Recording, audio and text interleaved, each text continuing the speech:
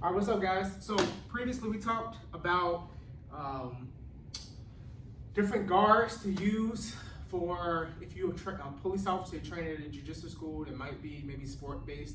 How do you adapt your game? So for this part two, we're gonna talk about top position now. So Toriante is flying his back, right? And whatever I do, I'm here. I get to this headquarter position. I step back and I X-pass. First position I really like is this knee on belly. Right? The reason I like knee on belly is because I can disengage relatively easily. Right? So if you're thinking about in a real life situation, you got subjects coming, other subjects coming, I can back out and disengage. Other positions don't allow that luxury as much. Some keys behind knee on belly is you want your toes flexed against the hip. I personally like to get this arm across the body if I can. I like to encourage movement on this side, his arm pushing that way so he can't attack my groin, whatever. Obviously they won't be doing that at your gym, but it's just a good practice, right?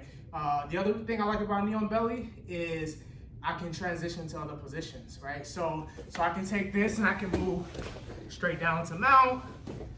I can take this, I can drop to side control, or I can bail out, right?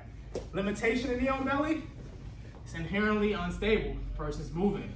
One way to help you with this is focus on this drive leg. So as they move, I should be constantly adjusting this leg to keep control, right?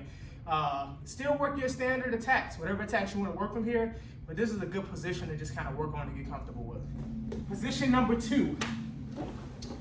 Position number two is going to be side control. Side control is probably arguably one of the most stable positions. Limitation is going to be, I can be in side control. If he was to grab a hold of me, hold on, it might be difficult for me to get out if I need to bail out. Now there are things I can do to deal with that, but that's one thing to consider. So here's the side control that I like to practice all the time when I'm in the gym, whenever I can get it, right? So when we have our standard, you can be on your toes, keep your weight into them, or you can be on your knees.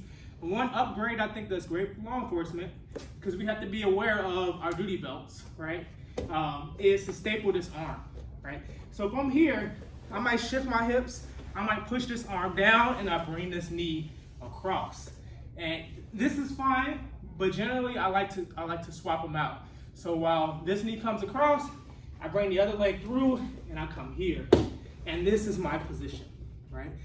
The reason I like this is because that arm is stapled. It's nowhere near my weapons. This arm I have control over. I can radio. I can kind of camp out here. Start moving around a little bit. He's moving. I keep this hand as base, and I can kind of camp out here. And I don't have to worry about him getting my duty weapon, right? So, one more time demonstrating that. Let's kind of angle this way so you can see the feet. So again, you're here. I'm gonna push this arm down at the wrist, pry it, whatever, slide this knee across. Then I transition. I put over, and I'm here, and I'm here, all right? Really, really good position for maintaining your weapons, and if you need to wait on backup, you need to keep a person on the ground. Don't forget to like and subscribe.